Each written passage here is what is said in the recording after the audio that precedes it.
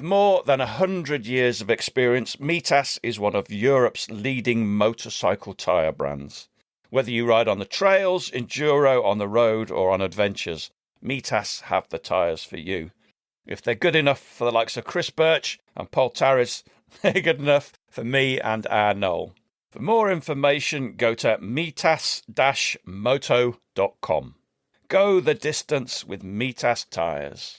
Hello and welcome to the Trail and Adventure Motorbike Podcast with me, Clive Barber. For the days when you can't ride your bike, there's always the Trail and Adventure Motorbike Podcast. Hello everybody, you're going to have to forgive me. I've literally just got back from a family holiday in Bulgaria. It's 10:30. It's the night before ABR. I'm not even packed yet. So this is going to be a fairly brief introduction, but that does not mean it isn't a fantastic podcast. This is the second in the series of episodes that I've done with Simon from the Real Riders podcast, where we've interviewed the amazing directors from the Adventure Motorcycle Film Festival in 2026. In this episode, we're utterly thrilled to welcome Mike Smith all the way from Nebraska. Mike is the director of Prairie Pirates. Now, I'm not sure whether you need to go and watch this film before you listen to this episode or after you've listened to this episode. I think you should do both. Watch it before and then watch it afterwards as well. Because after talking to him, I actually want to go and watch it again for about the 11th time. It's a great film. He's a fantastic guy. You're going to enjoy this one. It was Simon's turn to edit this one, and he's done a fantastic job of editing it. Right, let's go on with it.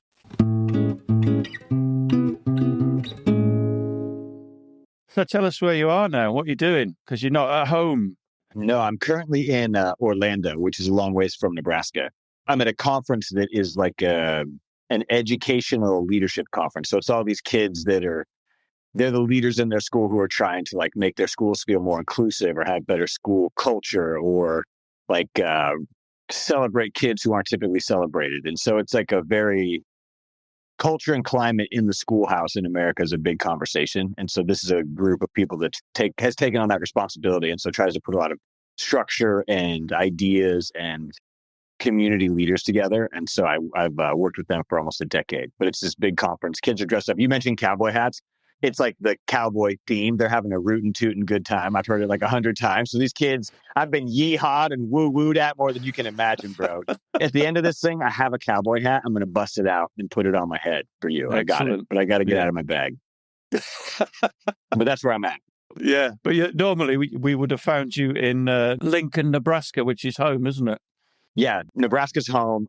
Lincoln, that's if you don't know like American maps, which I would assume that no one would. Most people, when I travel the world, I say, oh, I'm from Nebraska. And they go, oh, where's that? And then when I travel in America, people ask me, where are you from? And I say Nebraska. And they also say, oh, where's that? And so like most people don't know where Nebraska is. But for those that don't know, which is pretty much everybody, it's in the exact middle of America. Like they exist smack dab in the center. Like it's a flyover state is what they call it. Yeah, looks amazing though. You do some cool stuff there, which we will certainly get onto. But we were delighted to host you at this year's Adventure Motorcycle Film Festival. And we were just so insanely grateful that you made that massive trip to sit there and watch your own film again for the millionth time. Mike's film, for those of you that weren't at the festival, was called Prairie Pirates, and it was one of the 12 films that, out of 52, that made it into the final selection. So it was a winner. It was one of the winners of our competition. But what was in it for you? Why did you come all that way to join us at the film festival? Well, there was multiple reasons. One, it's hard to find yourself in a scenario where you get to spend so much time with handsome chaps like yourselves. And so I thought the fish and chips in the company was worth it alone. So that was like, I'm making the trip for that. So once we realized we got that knocked out, there was multiple reasons. One, where I come from isn't always celebrated. Like when people think of America, there's the typical hit list of like New York or LA or, your Texases or your Colorados or your Rocky Mountains or whatever, Route 66. People have their like opinions of it, but Nebraska is typically left out of the conversation. So to get to see a film shot, where I shot it and who I shot it with, shown up against films that were filmed in countries that people dream about going to, like the what is it, the TET, the Trans-European Trail, something like that. It's just I got to see photos of it and talk to people about it, and it's like, I think the beauty of it and just how incredible it is probably something you take for granted in the same way we take so much stuff for granted in the States about the way America can look. But Nebraska is typically left out of all conversations around like how beautiful America looks. Like the prairie isn't typically a place that people are like, you have to see this place. And most people are just driving through Nebraska to get to somewhere else. So one of the reasons I showed up is I've sort of taken this self-proclaimed role of like, I'm going to be a global ambassador for the state of Nebraska, and I want to brag about it everywhere I go. And I love it when people are like, I would love to come kick it in Nebraska with you. And my response is always, anytime. Like, we would love to have you. And so, and we'll make a big deal about it when you show up. And so that's one. Two, I'm a professional storyteller. And this is actually like the first film I've ever made. It was my first attempt at it. When it made it into this Vahna Motorcycle Film Festival, which was one that was back in the States, they said they emailed something about laurels, and I had to Google what is a laurel and why are they relevant to film festivals. And so I didn't even know what I didn't know back then. And so, and I still, there's a lot you don't know, but I always end up on a stage somewhere talking to people about kind of chasing their wild ideas and shooting your shot and like putting yourself in that position where like, you're uncomfortable and you don't know exactly what's going to come from it, but like that's where the best stuff typically is. And so when I had this story-ish and I had this idea-ish, and I thought, I've filmed a lot of content, I've told a lot of stories, I've been in a lot of different mediums, but I've never made a movie. And so the sort of cheapest way to make something that was like a movie was to make it like a documentary, but not a documentary. Make it like that fine line of like, did this happen? Did it not? Was it a movie? Was it not? Is like way easier to pull off than a bunch of actors and actresses and a lot of locations and things. And so I wanted to make something that was really lighthearted, didn't take itself so serious. I found also, to be very honest with you, I found in the world of motorcycle films, they are all pretty serious and there's like a kind of serious tone to them. And it kind of, I found or felt like maybe shooting something that the goal was to not take itself serious and to be a joke. And the thing wasn't like, you can tell people when they watch it at first, they're like, are they making fun of themselves? I'm like, of course you're making fun of ourselves. Like the whole thing was a joke and everybody was in on it. And so I wanted to make something that felt different from all the other films. And I think that that's what kind of made it stand out. And probably part of the reason why we got selected, I hope, was it was just different from everyone else's too. And so I wanted to, that was another goal, to do something unique in a place where I thought I had an opportunity to do it. Well, I think that's the beautiful thing. You mentioned story, and somebody asked me the other day, said, you know, what sort of films have been successful? What kind of film do I need to make and submit to your festival for it to be selected? And I said, it seems to be the films, certainly our judges seem to like, are the ones that do tell a great story, whether it's serious or, I think the nice thing about your film is I must have watched it about 10 times, and you pick up on different, quite nuanced, very funny things. It's 9 minutes long, so it's an easy watch. But yeah, I've watched it quite a few times and picked up different things each time I've watched it. So yeah, I think it was a massive success from that perspective. But you said it's your first film. The kind of stuff you do at home, you've created a thing called The Bay, which I'll get you to tell us about. You're a radio host on 93.7 The Ticket, Weekly Disrupt. There we go. That's my American accent for you. I promise not to do it again. It sounded great. That was good. It was good. But you got, The Bay is a skate spot. It's a coffee shop. It looks like a huge skate park as well. Music, and you do all kinds of different brilliant things in there. Tell us a little bit more about The Bay. Yeah, so The Bay, I founded it in 2010, and it originally started out as a skate park inside of our local mall. And so you know how, like, I don't know what mall culture is like, I suppose, in your world, but most of them are closing down over here. 100%. Yeah, same. So you have all these empty spaces that already exist. There's already heating and plumbing and electricity and all these like mechanisms built in. So I was like, okay, where do kids already go? Where do families already go? And so my first skate park was actually in between like a Sears and a Radio Shack. And both of those are like rest in peace. They no longer exist.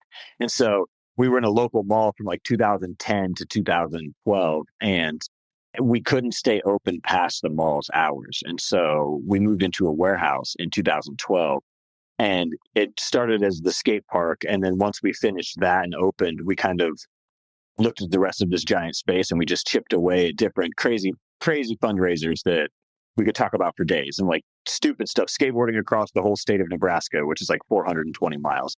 I did that like 3 times. I don't know what the kilometers of that is. Somebody Google or AI, somebody smart fact check us here. But yeah, it's a long ways. And so I did a lot of creative things, and our team did a lot of really loud, big stuff. So then we got to work with a lot of big brands. But the Bay grew into this skate park with a coffee shop, and then, fashion was added and music was added, and we turned it into a public high school, actually. And so that's what the one in Lincoln, Nebraska has, a high school inside of it. So kids can, they go to school there, they get their education that's tied to our public school system, and they study a lot of entrepreneurship skills. So they're learning things like they put on a festival called the Skate Art Music Festival. So they learn like how to run a business, and they run these business fairs. They get paired up with mentors. Like, it really does kind of connect a lot of the aspects of business to their education. It's incredibly cool. And there's another one opening 45 minutes up the road in Bay, Omaha. So we've scaled it to other places. And so founded that in 2010. It's a fantastic organization. It's doing incredible stuff for kids in Nebraska. Every time people see it or, hear about it, they can't believe that it's in a place like Nebraska, because it just doesn't kind of fit the bill. But it's probably one of the coolest places on earth for kids. And I tell people all the time to check it out. It's fantastic. And you run it as a nonprofit as well, which is even more incredible. Yeah, it's a nonprofit. Yeah. Oh, yeah. Yeah, absolutely. It's like everything from grant funded to private donors to businesses. There's a lot of folks that really have gotten on board and believe in it. It's 15 years old now. And so it's incredible. I no longer run the day-to-day world. And so I'll always be the founder and always be its biggest champion, but it's like at that place where it's a real company now. It needs to have like a real responsible adult at the helm. And I try to not fit into that role as much as I can. And so founder is the best title for me for sure there. We're going to come on to biking and filmmaking in a minute, but I just wanted to give people a picture of what you do and who you are. And obviously Simon and I have met you at our festival, and you bumped into Simon again at the Lisbon Motorcycle Film Festival as well, which was great. But you am I correct in saying that obviously you need an income, and you get most of your income from doing inspirational, motivational speaking? Yeah.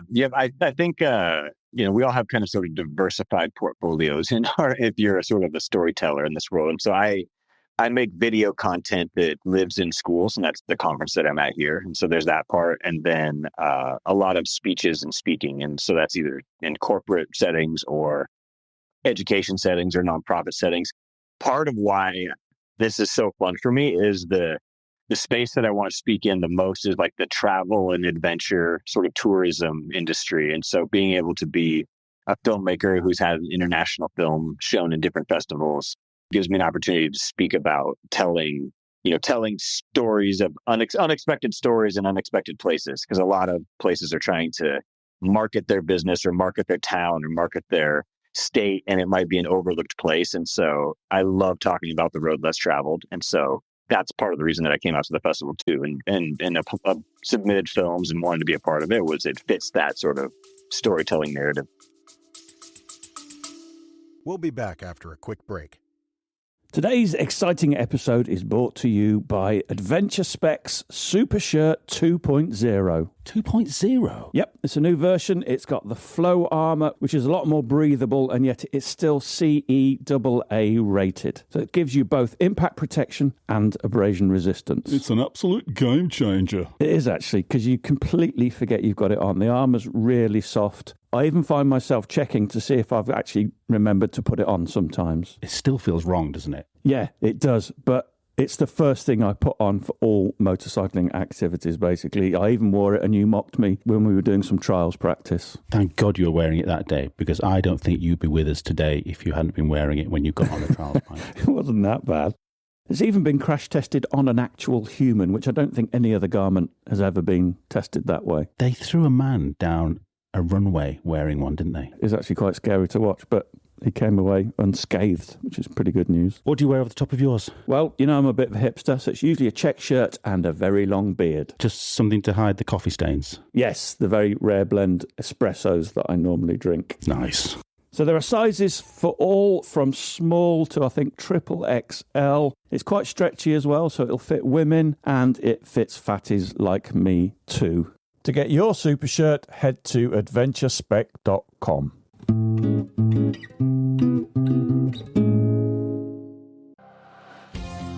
Are you looking to get more out of your rides? Meet Just Ride, the all-in-one riding companion built specifically for motorcyclists. Whether you're chasing the perfect route or heading out with friends, Just Ride helps you discover incredible roads, stay connected with group navigation, and ride with extra peace of mind thanks to crash detection and emergency SOS. From planning your next big adventure to navigating every twist and turn on the day, Just Ride brings everything you need into one place. Pre-register now at justride-app.com and you'll get a free 7-day trial of Just Ride Pro when the app launches this June at the ABR Festival. Just Ride, where every ride connects us. Discover incredible routes, ride safer, and stay connected.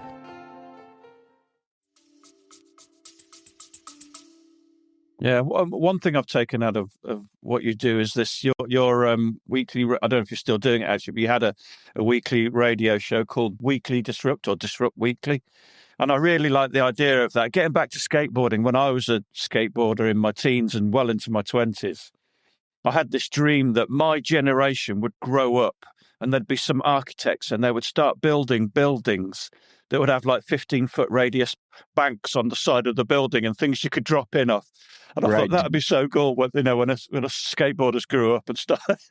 Started becoming the lead designers and architects. Exactly, yeah. And things like that. But it's you talk a lot about disruption and the people that have, impacted other people's lives. And I guess from that, it's this kind of almost, because obviously a lot of kids, we're, certainly in Britain, we're pushed into the, you want to be a doctor or a dentist or a lawyer or whatever it is. And actually, that one mold fits very, very few kids. I mean, let's face it, the geeks have literally taken over the world. That's one level of disruptor that's probably not very positive, but it's that alternative lifestyle.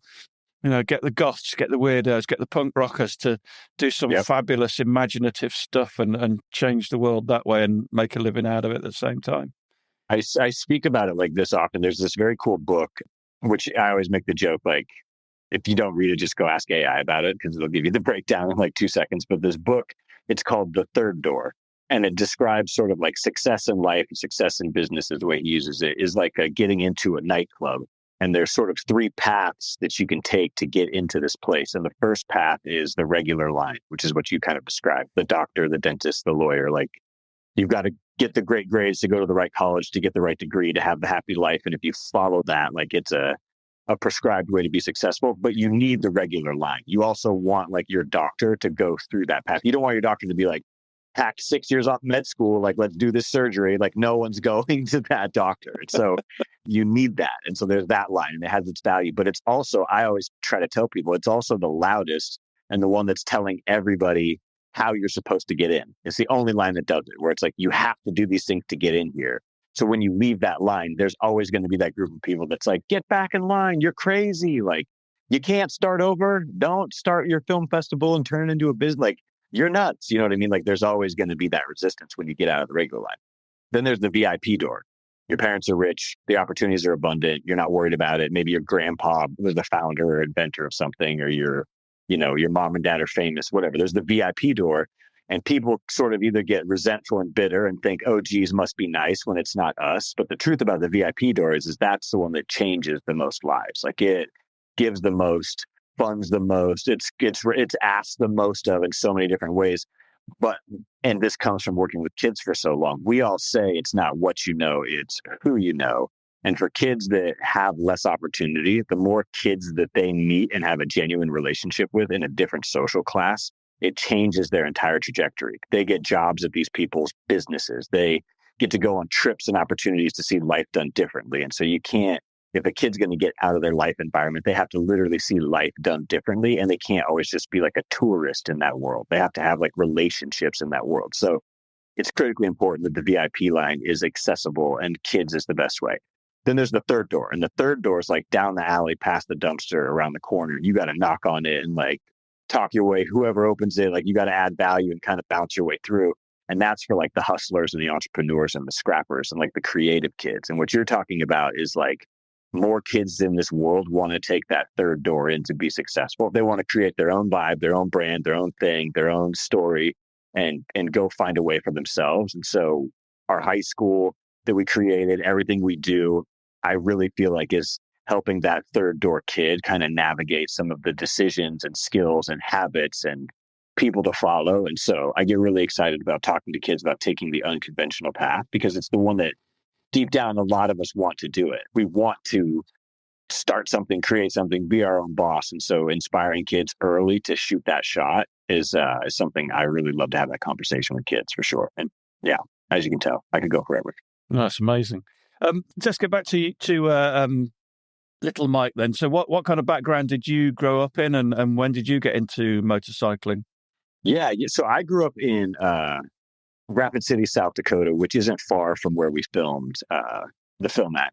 It's kind of north of it. And grew up a poor kid, never had a dirt bike as a kid. Like that wasn't like in our stars. But I was like your classic. It's funny that the 90s are back, but I was like classic 90s kid, like did middle school and most of high school in the 90s and like graduated in 2001. And so got to be like you go home and the streetlights come on, the neighborhood just is like always out playing. Like that was like my childhood. And so everybody grew up doing everything back then. Like somebody had a skateboard, somebody had a dirt bike or a BMX bike that you could ride. Everybody played football one weekend, and you played basketball, or you were into karate or jujitsu. Like we all kind of did all the things, and we were all involved in all the after school activities. But before high school, my parents moved us to this farm town with no stoplight. So I went from this like pretty decent sized town to like, 40 kids in your class, 2,000 people in the whole town. You're like 3 hours from a real city kind of a thing. And so we moved to the middle of nowhere. And so that really shaped my sort of like ability you learned how to turn a wrench in a place like that. You learn how to build your first ramp in a place like that. Cause like, I try to tell people when you move to like the country in a small town, you have access to a lot of things because it's like a small place and everybody sort of gives you free reign of it. And when you're in a city, you kind of, everything's a little bit more contained and it's in your house or it's at your place and it's like a little bit more controlled. And so I felt like we had run of this whole tiny little town and our friends were everywhere from the country to wherever, but we would do and did a lot of stupid things that really turned me into the human that I am today. What I realized was, and this was early, was there's always like that person in the group who like comes up with the idea or somebody has an idea, but then somebody has to be the one that's stupid enough to be like, and here's exactly how we're going to do it. And like, that was you, wasn't it? Yeah. You like force everybody into the problem, like whether it was your idea or not, somebody had it. Now we're all going in. And I've always enjoyed being that person. I played basketball and was a point guard. And so like, was the guy that really facilitated the whole thing. And so I enjoyed that part in it. And so that's why this film was fun, because it was the same way. But little Mike was always up to shenanigans and enjoyed creating the chaos and then coming up with a good reason to try to get away with it was definitely what little Mike was up to. So when did bikes come into your life then? I'm assuming it was dirt bikes. Started with road bikes. A friend of mine, TJ, who's the friend's garage that is from the film. So this guy, TJ, is like, loves bikes, loves old bikes, loves, fixing them, finding them, and was really on like a cafe racer kick at that time. And so got an old Honda, like a 78 Honda and like a CB750, flipped it, and then went on like the iconic rides you do in America, like did like in Asheville, there's this like insane road that's like the curviest road and like I can't even remember what mountain range it is or what the ride's called, but it's like there's like photographers posted up on the side of the road. Is it something that Tail of the Dragon? Yeah, or something? exactly. Yes, it's exactly it. So we did it in like a monsoon, like a downpour, rained so hard my cell phone was ruined because it was in my pocket. It was like with water, like the sketchiest thing in my life. There's like photographers still taking pictures. It's like insane. And so rode like a lot of street bikes across America, these iconic missions that were just like, sit on your ass and ride for hours in a straight line on pavement. You know what I mean? And like did the thing. And so, but Nebraska has a lot of open space and a lot of places to play. And so started getting into like dirt bikes, but I like old stuff, old cars, old trucks, old whatever. And so old motorcycles. And so got an old dirt bike, and it was like day one, kick one. I was like, oh, I'm in. Like, that's it. Like, it's like a different, a different thing. And so really started just taking advantage of the relationships I have, the places I know, Nebraska as a whole, and rode a lot in a lot of places. But a friend of mine texts me coming from Colorado, which is right by Nebraska, also the middle of America. And he texts me and he said, I just bought a Honda Monkey, like the little thing. And he was like a 9-hour car ride away from me and was like, just bought this. I'm going to ride it back to New York. Do you want to go with me? And that's like half of America. And I was like, and he's going to ride a Honda Monkey. And so I had my big bike, but I was like, what? I don't have anything stupid enough to go with this monkey, but I had this 1986 Honda 200 XR. So I was like, I guess I'll take that. So I was like, I'll meet you in a couple of days. So he met me. So he rode his Honda Monkey and I rode a 1986 Honda XR, like thousands of miles. Is that the one that's in the film? It wasn't. And the only reason it wasn't was because here's why it wasn't. This is what happened. I was driving out to the film, didn't strap the bike that I did the New York trip well enough to the back of my vehicle, dumped the whole thing, destroyed it. Next day, go on Facebook Marketplace, find some farm kid selling a Honda, bought the bike from him, like pulled in, racked it up, and then drove out the next morning. And then Brady bought his bike off a farm kid too. Then his bike like never worked. But so it was like a similar bike, but I totally like a ratchet strap failure on my way out of town and dumped my own bike. So it's so stupid. So now I have two of them sitting in the garage. I did notice in the film, one bike hasn't got the front number board on. So it blew off because I filmed it on different days. And one day it flew off when we were driving. And I was like, only people who watch it a bunch of times will notice it. Yeah. But that's one of those things. Yep. Yeah. Brilliant. We should talk about the film, Simon. Have you got any questions, mate? Sorry. Did you want me to contribute? I'll just sit back and listen. I don't mind. So I was going to start with a fairly serious question, Mike, and I'm going to prompt you to try and tell me what you told me when we spoke in Lisbon, which is, I know that you had a very deliberate approach to the film, and you wanted to capture the audience's attention and interest, and you wanted to start the film in a certain way. And the very first word of the film was a very deliberate choice. Can you tell us what that word was and why you used that word? Yeah. And so the conversation we had, and part of it goes back to, I watched multiple kind of motorcycle film festival films and saw the tone was very documentary focused. Like a person went on a journey and then told that story. And typically there was either a traumatic experience happened or something serious in their life and they had, overcoming it. And then their motorcycle journey happened. And so I found that it was very like, I went on this experience. I took this trip. I did these things. And part of the world of storytelling, you learn quickly especially when you're speaking to audiences, the most powerful word, especially when you're talking to an audience, is not I, but the actual most powerful word is you. So when I'm up in front of people, I try not to say, and then I grew up here and I did these things. What's actually more powerful is to say, you, like, and it's more putting the other person or the person watching the story at the center of the film. So when I started the movie, the first line of the movie was, that one motorcycle story you'll tell a million times. Well, you're catching me in the middle of one of mine. So before I even referenced myself, I've already said you 3 times. So I wanted it to feel like you were now in on this journey with me. And it wasn't like you're watching this trip that I went on. It was like, no, you're going on this thing with me as we go. And that was how I hoped to make it feel more like a movie than a documentary, was to kind of use some of that. But I intentionally used you versus I. How scripted was this film? Did you actually write the script or kind of have a vague idea and just see how it went?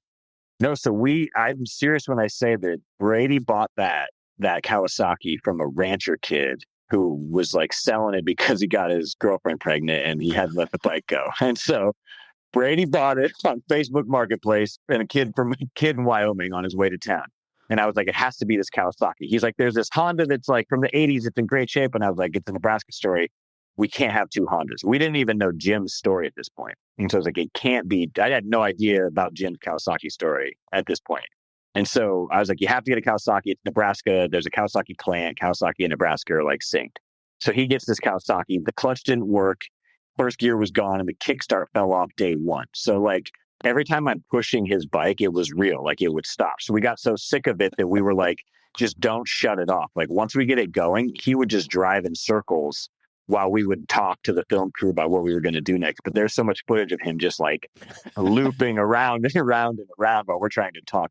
So every day the script changed so much that the kids that was supposed to be the producer was like mad, because at one point he was like, "This isn't how you make movies." And I was like, "Well, this is how I'm making this movie." And so it was, the script kept changing because we filmed it kind of backwards. And so like the last part of the movie, I knew the moon, that moon shot when like we're driving through the prairie and there's like the moon shot at the very end. That's the harvest moon. And I knew exactly what day that moon was going to be in exactly that part of Nebraska. Like I wanted that shot specifically. So I knew we needed to be in this place called Toadstool on that specific night. So that shot happened, but we couldn't get Brady's bike running. Like if we would have had his bike going, we would have both been in that part and I would have used other shots in other places, but we didn't have his bike. So we filmed all the stuff where it was like we had gone our separate ways. At that point was the first thing we filmed.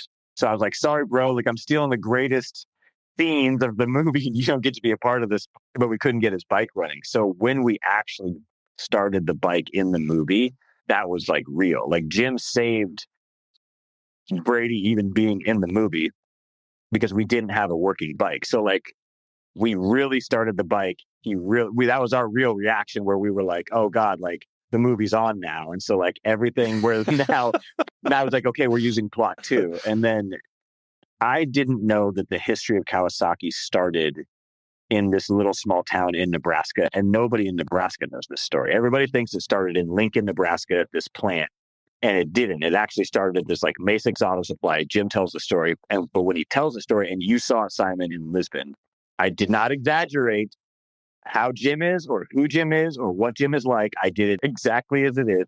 And once Jim gets going, he's gone, and it's going, and he just tells it. And so the film guys were looking at me like, what do we do with this? And I just kept going. So we ran out of hard drive space. Like we just filmed the thing until it was like, just let him talk.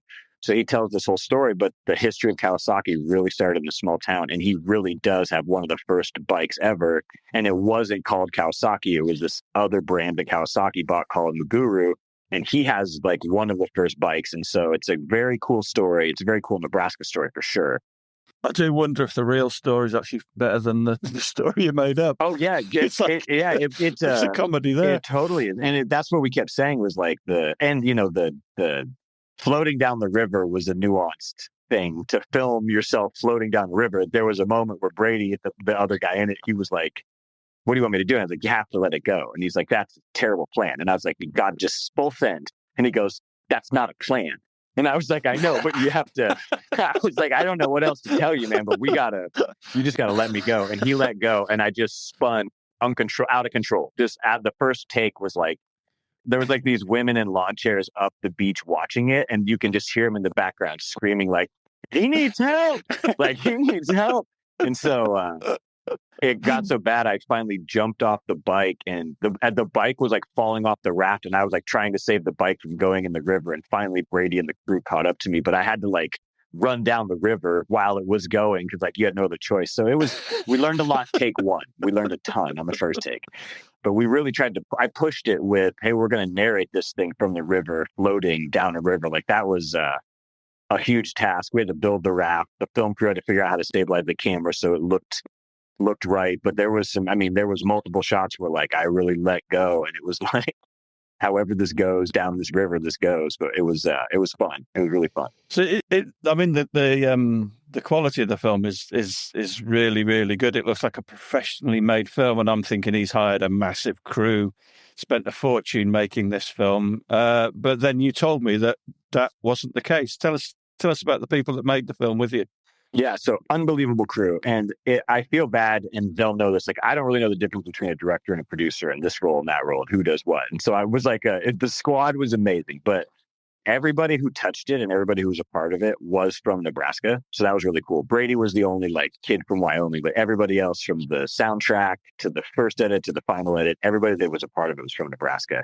There was a crew, I think there was 4 of them that all live in Los Angeles, and that's their profession. So they're trying to make movies. They're trying to bust into the industry. So they really like, this is what they do. And so Ryan was the kid who was a director with me. He knows that crew. He's roommates with some of them. And so he put the squad together. And so a lot of films, it's like GoPro or a tripod or whatever. And so it would take 4 hours to set up the rig on the truck every day. So to get the camera and the gimbal set up, but we were in a new location every day.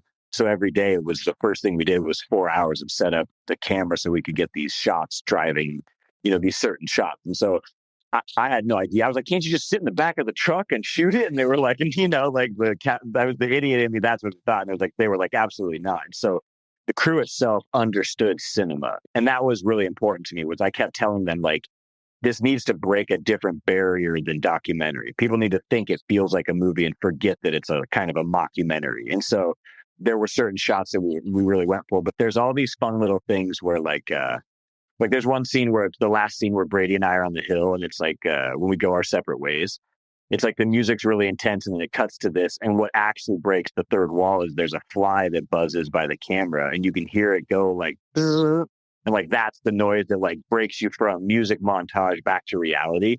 And so when we were like editing the sound, he was like, hey, what do you think about this fly buzz? I was like, make that the transition. It was like, how much can we break people from like the reality of I'm in a movie to like, oh, I'm watching something that's fake to something that's real. And so the soundtrack, we wrote the songs and we sang the songs. I'm like singing in the background. No it's way. my friend. Oh yeah. My friend like played every instrument, wrote his wife Wow. did the final edit and he did all the audio. So like if you listen to the lyrics of the songs, they go with like what's happening in the movie. And it's like a whole custom everything. So yeah, it was really fun to do. It was fun to like have these little like nuggets for That's people amazing. who are a part of it.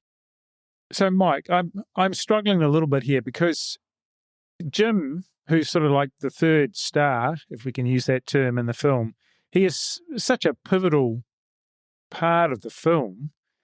Are you telling me that you didn't know about him before you started off making this film? Absolutely. 100%. I met Jim because of the film, and he would tell you the same thing. And so here's what people have to realize, and you guys know this too. I mean, the vintage bike collectors, this is why I called it Prairie Pirates. Like the guys that have the treasure and like really hold the keys to it, they're not doing very many podcasts and out talking. They're like buried behind a Craigslist, like a Craigslist username that none of us can find. And they only kind of know each other because you got to call their landline. You want to talk to Jim? You call it landline. You know what I'm saying? And so like I used as much real stuff as we could from it, but I didn't know Jim had the fleet. I didn't know any of this. I just knew that my friend TJ was like, oh, I got a bike collector. You got to hear about this guy. And then TJ told me he had all these bikes and he was selling them. And I was like, oh, we got to tell this guy's story. Like somebody professional. I called like a newspaper in our town. I was like, you guys got to tell this Jim story. He's great. Nothing. I didn't know how to give it legs. I didn't know the Kawasaki tie. I think if I would have known that and called people and been like, you wouldn't believe this story. But we hit record and Jim's like, Kawasaki started right here. And all the camera guys are looking at me and Brady looks up at me and we're all looking at each other and we're like, is this true? And so I'm looking at this guy and I'm like, okay, the bike doesn't run. What the hell are you talking about? This is gold, but I don't know what the movie is. So like I really learned it like while we all learned it together. And so that's why like a lot of it is very much how it happened, and like that's why I tried to keep the integrity. When I said to Brady, I messaged him and said, hey, I've got this guy. He's a bike collector. I want to shoot this movie. His exact response was, Mike Smith, I've been waiting my whole life for this, bro. And that's his exact line in the movie. That's what he said. He was like, what do you want me to say? And I was like, that's your exact line. And he was like, so I tried to keep it as true as I could, but make it feel like a movie. So, because I'm just thinking now, and if you kind of talked a little bit, and you mentioned it, it's a mockumentary, but the way fact and fiction weave together through the film, because Jim, he's not some crazy actor you pulled out of LA or somewhere. He's real. His story's real. That's all real. All his bike collection's real, right? Yeah. Well, but here's what's funny is those weren't Jim's bikes. An hour up the road is this other guy named Chris. And Chris, that was his fleet of bikes. And Chris was the guy that drops Brady off when he's hitchhiking. So when Brady hitchhikes and a truck pulls up and they shake hands, that's Chris. And Chris has one of the Maguru bikes too from the early days. And those two are both collectors and have these insane. So Chris's bikes, because Jim had already sold his bike by the time we started filming. So we used some of Jim's, but some of Chris's. And that whole scene where we show Chris's bikes, but those are Jim's. It was actually a daytime shot, but we shot it at 2 a.m. So we were shining lights through the windows and made it feel like the sun was beaming off the bikes, but that was actually a 2 a.m. shot. Right. But that was a whole other bike collector's fleet. So like, that's what I mean is like, you think, there's a bike collector, and then an hour down the road, there's this other guy doing the exact same thing, but it's like a little bit different focus. And so that's how it's like, you don't know these guys until you get to know you got to know the guys to get to know the guys, or you got to be buying and selling bikes to find them. And so I had no clue who these dudes were. And then we show up and start filming their stuff. And it was like, you're just unlocking more and more treasure and cooler stories the deeper you go. Yeah, I mean, Jim is so real, and I had the pleasure of meeting them in Lisbon, and when you did your sort of Q&A on stage, and you threw an answer to Jim, and it was such a meta moment, right? Because he stood up and he was just like reciting his whole story. Everything about Kawasaki. He was going to all the details, just like, this is like a joke within a joke within a joke. It was gold. And I was thinking, how many people in the audience really understand what's going on here? This is such a privilege to witness. Yeah, I thought it was so cool. That was one of my favorite moments from the whole thing. That's why people don't understand, like, is Jim real? Is he fake? And I was like, no, I shot it as real as it gets. And the edit of Jim was about as Jim as you can be, for sure. So that leads me to the next question, which is, is Brady a real person?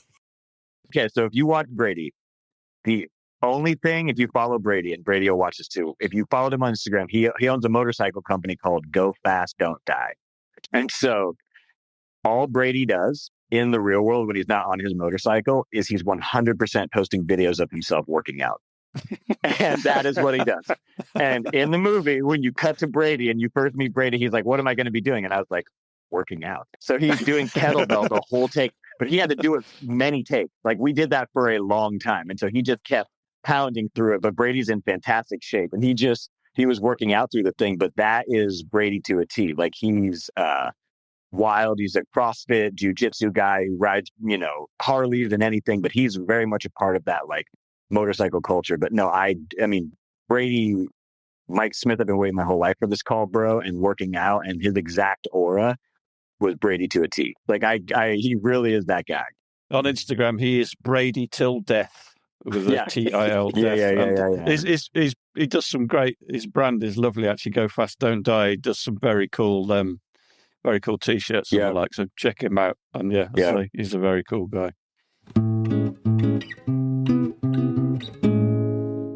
So, Mike, I know you're already a published author, man of many talents and all that, but you're just about to publish another book. Do you just maybe want to outline what that book's about?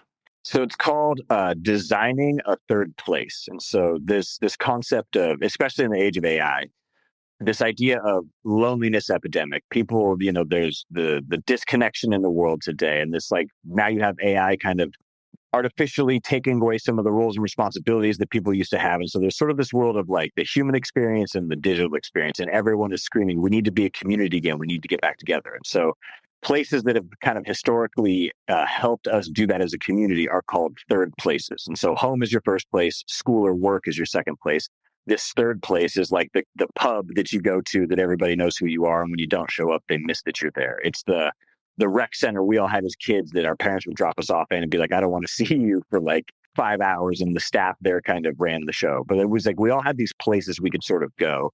And kids largely lost their third place. There isn't a lot of places that adults let their kids run. So that's why they ran to the corners of the internet. That's why kids today all have their little weird internet friend niche group, heroes, idols. And they're like, you don't follow so-and-so on some platform that none of us adults use. And so they are really in a digital third place. And so I'm writing a book called Designing a Third Place. And the goal is to help communities build and create third places for their community with the things that they have. It's the same thing we did at the Bay. And so I've done it from a abandoned mall to, abandoned community centers to 3-story parking garages to empty parking lots. There's ways to create these spaces that largely young people need. And everybody says, oh my God, this empty warehouse, wouldn't it be cool if we did something with it? But then nobody knows how to kind of put it together. This book is hopefully going to be a playbook to help folks realize, hey, that abandoned wing of the mall, it's not so hard to do the thing that you think it is. Let me show you how. Oh, that 3-story parking garage, it's a pain in the ass in the middle of your creative district. I bet you it's not. Like, we can show you how to turn it into something that's really interesting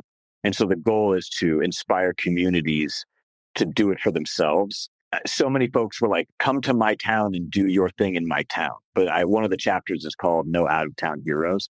And it really is this idea that I can't ride into your town and solve your problems. That's not an authentic, like, that's not how it works. So someone in your town needs to be that person who's willing to like put it together because this is your town. And so it's showing people how to kind of like stop waiting for someone to show up and do it and go out and create it for themselves. So it's hopefully a playbook with a little bit of do's and probably a lot more don'ts on how to get it there. But it's hopefully shows people the funding mechanisms, the players that it takes, kind of the culture you need to build if kids are going to actually want to show up to this place. But yeah, so it's hopefully something that communities find valuable. That sounds amazing, because that's the thing. I've got 3 boys, 17 up to 26, and I keep saying to them, look, do something now. Do something with your friends. You've got nothing to lose. Try something, make something happen. I've left it until my bloody 50s and 60s to actually, do stuff myself. And it's interesting, we even got somebody moaning about something at our film festival, and it's like, well, we're not the fucking BBC, we're not NBC, we're not, we're just a couple of guys having a go at something. Totally. What's great though is the thing that I always look at that in those moments where you guys are at after your first one, which, somebody who went to yours, the Lisbon Film Festival, the Vahna Film Festival, and then went to the one in Italy. I also went to the Cinematic Festival the week after I saw you in Portugal. You did an absolutely fantastic job. And the thing that is so interesting now is people have expectations of you, which is like, that's why you got the feedback you got, is they have an expectation of you. And most of the time we expect things to be shit. You could, like, Simon, you're a tough get. And so you're kind of start with Simon probably thinks it's shit from the jump. And so if you have like something that people already have expectations of, like, you've already done the hardest part, because like they think you've got something valuable. Now they want to see it be great. So I always look at those moments as that's more of a compliment than not, because people expect this thing to be something, and it is. I thought it was fantastic. I thought it was wonderful. Yeah, we'd certainly, we enjoyed it. We're very proud of it, aren't we? That's why we're doing it again. It's going to be even bigger this year. It's going to be better this year, not necessarily bigger, but we're going to do, hopefully, photography exhibition in there, a bit of a bike show. Yeah, we're going to have a proper sort of party night on the Friday night, free pizzas and all that kind of stuff. Well, sorry, Clive. Go on. Me walking in on you doing shots. What's not real party about that on Friday night? Nobody was upside down holding anyone's ankles. Was the issue. Exactly. There was none of that. I was waiting for that. I got none of that. You flew into Manchester, didn't you? Yep. And you had this amazing idea. You're going to pick up an old dirt bike, ride across the country up to Kendal, the Lake District. But I felt really bad because I was sending these messages. I didn't want to seem too negative. I tested the waters. I hit a few folks up and tested the waters. You know what I mean? So like, I kind of got a read for like, oh, hey, there might be like there's some rules. There's some things you got to pay attention to, is what I thought. But when I realized I was in trouble was I land in Manchester, I go to the car rental thing, and I go to get my car, and I look at the kid, and I was like, oh, hey, I need a truck. And he looks at me, and he's like, oh, we don't have trucks. And I just go, but he like points to like these like mid-sized SUVs. And I look at him and go, oh, dude, I'm going to put an old dirt bike in the back of that thing. I was like, I'm going to need something bigger than that. And he just looks at me and goes, the kid's like 10 years old behind the counter. He just looked at me and goes, please don't. And I said, no, I flew over here with the goal of putting an old dirt bike in the back of something. And so he's like, I have something. So he rolls up in a 15-passenger van and is like, let's take the seats out. So I was like, all right, dude. But it didn't hit me till he leaves. Like, we drive on, like, steering wheels on the other side, driving on the other side. So like, imagine you show up in America in like a city with a 15-passenger van. And then the first thing you hit is like 3 roundabouts outside of the airport. And I was like, oh man, I'm like rolling up to the first one. And it was like, I can't even think about which way to go. Like, I was like, what do you do? And so thank God there was like a car in front of me. And I was like, I'm following this dude for a minute. I was like, whatever he's doing, I'm doing just to survive this. And so cruising around Manchester, I got like 3 parking tickets immediately. Saved all of them, by the way. They look awesome. Your parking tickets are kind of cool. And so I got like 3 parking tickets right off the jump. I was really glad when I got to Kendal because I could just like leave it in a corner of a parking lot and be like, all right, I'm out with this 15-passenger van. But what I realized was nobody was very interested in my cowboy idea of sell me your dirt bike. I'm going to go rip it around for a while. That was not a popular idea. So the 15 passenger ended up being my ride. That was the adventure. Was like I got the worst vehicle imaginable for me. I thought in that moment, but I was like, yeah, it was yeah. Manchester's not like a wide city. It's not like that wasn't something that I was gifted with this journey. So it was cool. It was a very cool experience. But yeah, I understood all the pre-warning messages, Clive, after I got that. I was like, I get what's going on here. Yeah, I get them. I didn't want to put you off because it still could have happened, but it just felt very fucking unlikely. Let's put it that way. Yeah. No, it is. Knowing what I know now, it definitely was. So let's talk about riding in Nebraska, because you can do that in Nebraska. I mean, it's huge prairie fields. You got dirt tracks. Can you pretty much go where you want?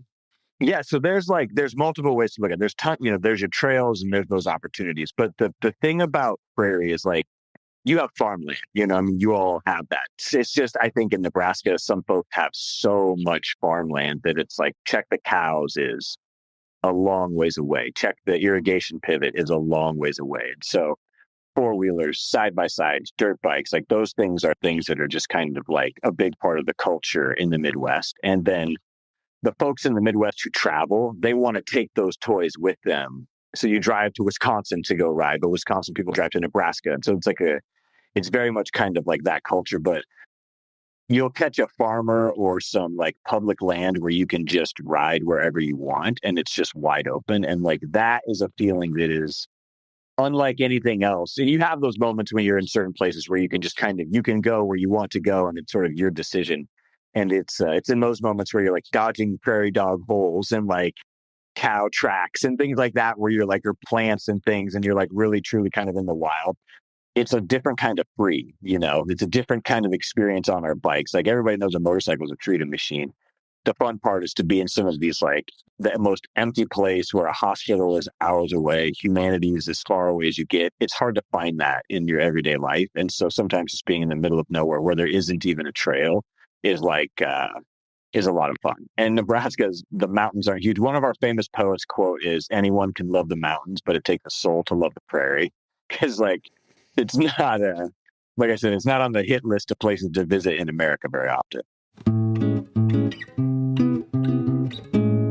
Your film, Prairie Pirates, which is freely available on YouTube, the film leaves you drifting down a river on a raft with your broken dirt bike. Is there going to be a part 2?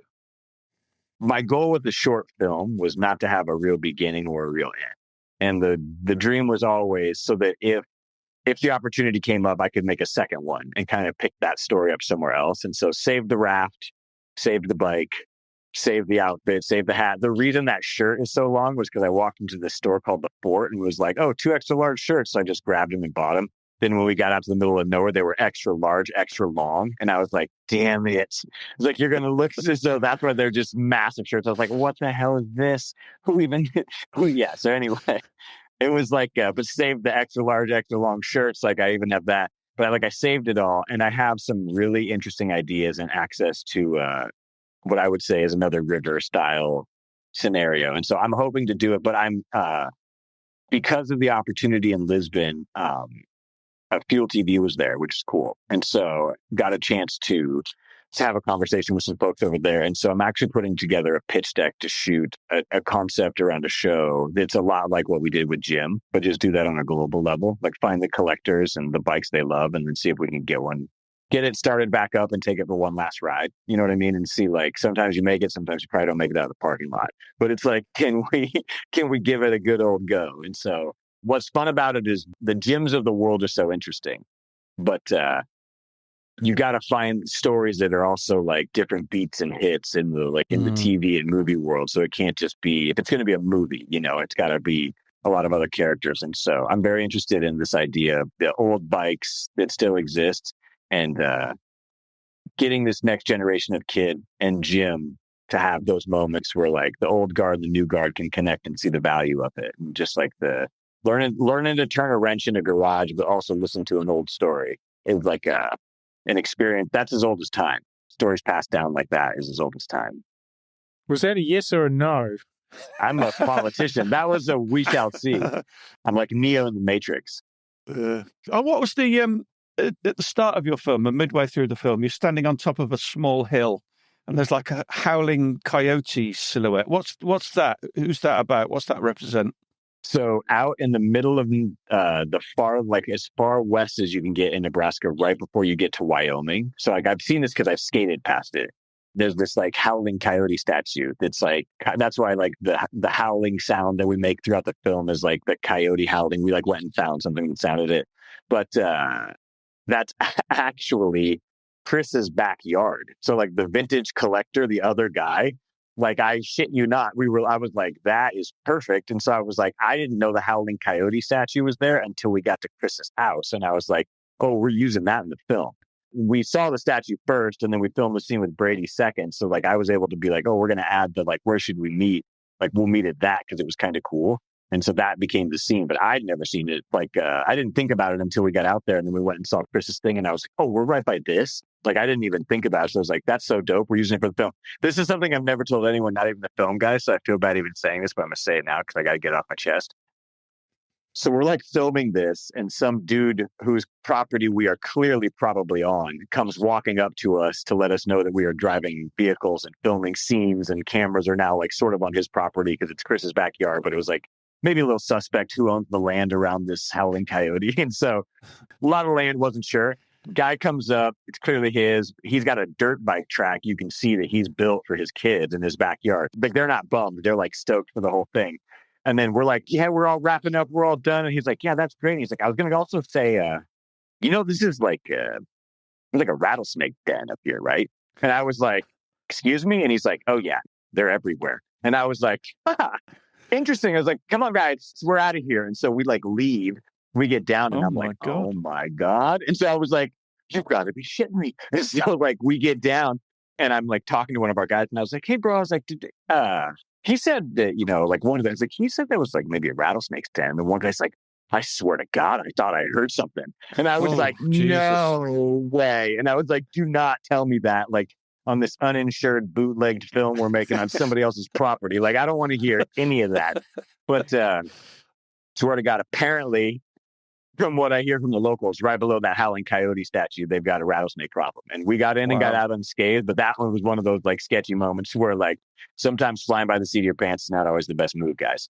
But yeah, found that out thankfully we didn't find it out the hard way. But yeah, when he told me that, I was like, we couldn't get out of there fast enough. Fuck that. I fucking hate snakes. Oh, yeah.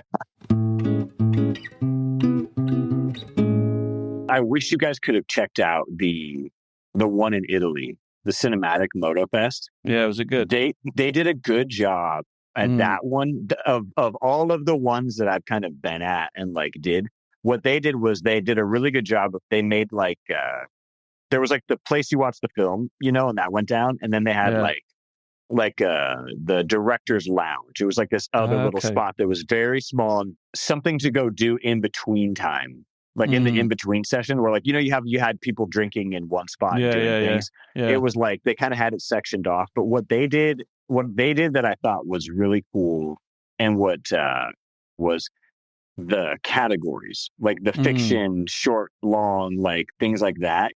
And we were in the short fiction category. And so like the film from Germany that was in the one in Lisbon was in the festival, and her film was in it. It was great.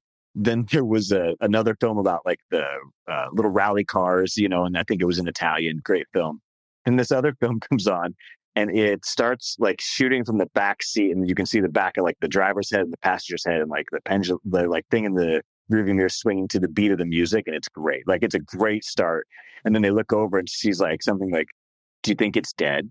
And they like open the door, get out of the car and come around. And it's like a realistic dog. It's like hit and bleeding, but like slowly breathing, but like a real dog.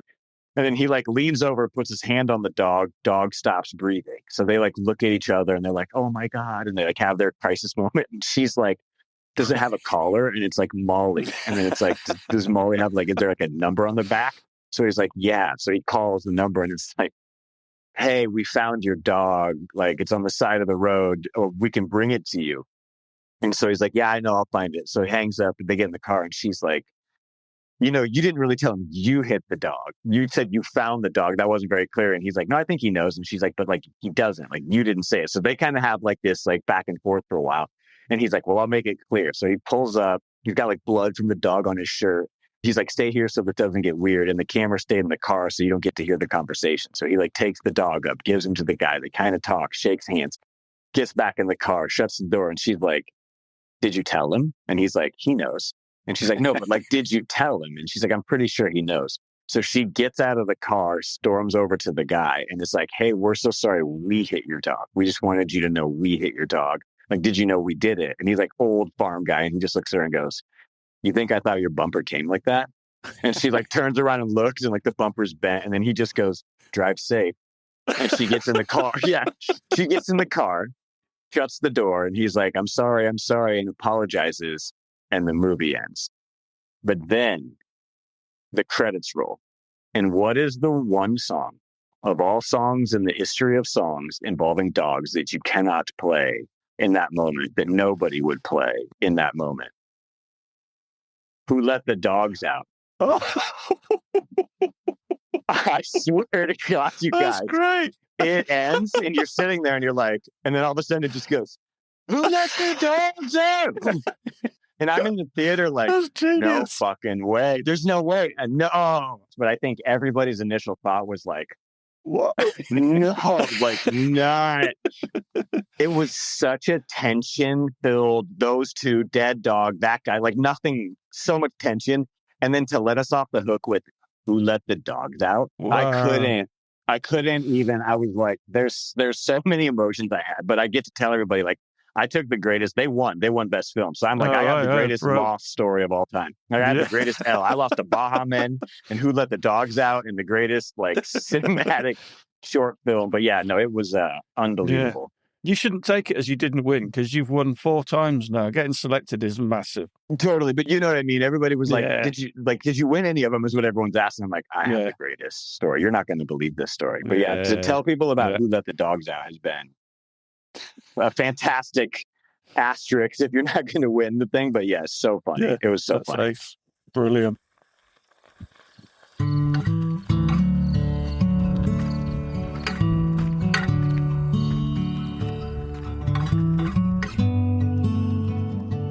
When you find yourself out in the middle of nowhere, out of service, out of gas, and out of road, it doesn't mean that you're out of ideas. It means that you're living that one story you'll tell 1,000,000 times. And it's in that moment I'm always reminded of my favorite Hunter S. Thompson quote. Life should not be a journey to the grave with the intention of arriving safely in a pretty and well-preserved body, but rather to skid in broadside in a cloud of smoke, thoroughly used up, totally worn out, and loudly proclaiming, holy shit, what a ride. Left all my burdens in a cloud of smoke, buried my sorrows on the open road. I'll run these tires just as far as they go, 'cause I found my home where the prairie rolls.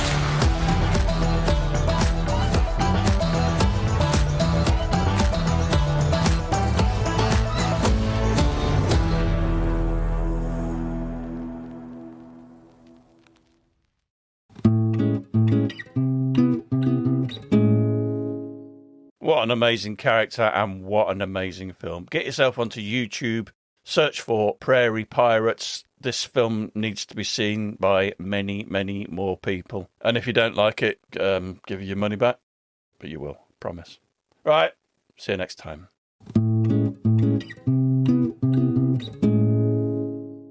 Just a final word from one of our newest and dearest sponsors.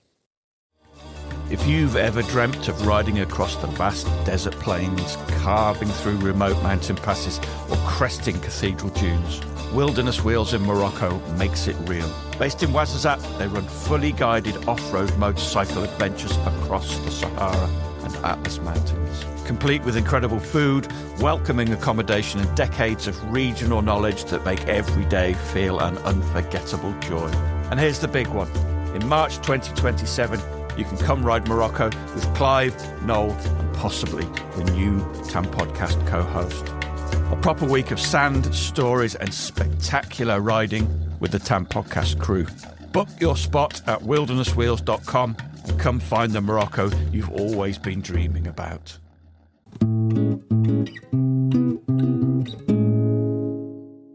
Thanks for listening. We really do appreciate it. You can follow us on Facebook and Instagram, and if you really appreciate what we do, please consider supporting us on either Patreon or Buy Me a Coffee. Links are available on our website, tampodcast.com, where you can also go to our store, that's a shop in English, and buy some branded stuff. Please keep listening and, more importantly, spreading the word.